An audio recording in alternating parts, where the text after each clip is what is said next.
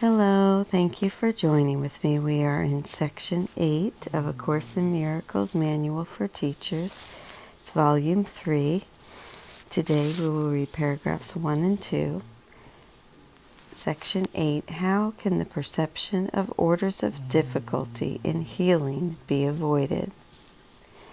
I'd like to say a little prayer before we begin. God, please allow me an open mind and a new experience, setting aside everything that I think, that I know, for an open mind and a new experience.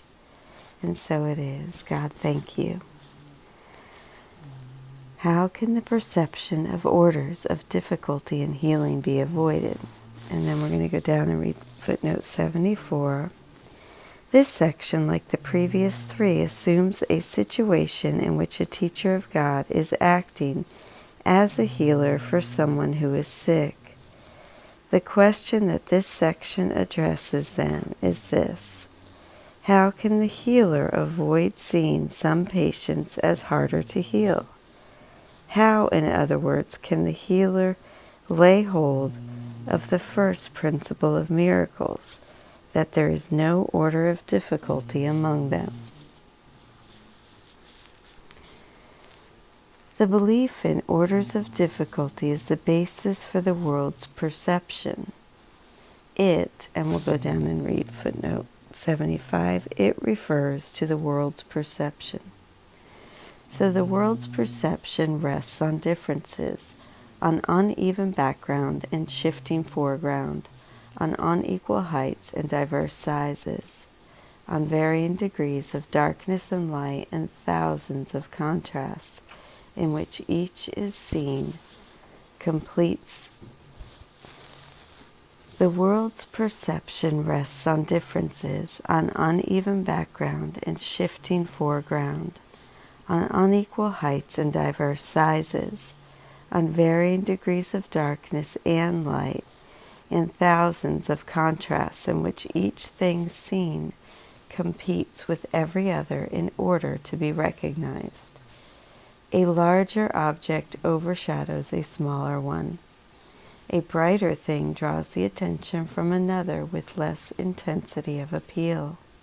And a more threatening idea, or one conceived of as more desirable by the world's standards, completely upsets the mental balance. What the body's eyes behold is only conflict. Look not to them for peace and understanding. Illusions are always illusions of differences. How could it be otherwise? By definition, an illusion is an attempt to make something real that is regarded as of major importance but is recognized as being untrue. The mind therefore seeks to make it true out of its intensity of desire to have it for itself. Illusions are travesties of creation, attempts to bring truth to lies. Finding truth unacceptable, the mind revolts against truth and gives itself an illusion of victory.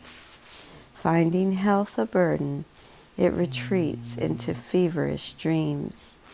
And in these dreams, the mind is separate, different from other minds, with different interests of its own, and able to gratify its needs at the expense of others. Footnote 76. This sentence helps explain the first sentence of the paragraph, that illusions are always illusions of differences, because the mind first decides to retreat from truth into dreams, and then in these dreams the mind is separate, different from other minds. And that is where we will stop for today. Section 8, how can the perception of orders of difficulty in healing be avoided? I love you. Thank you for joining with me.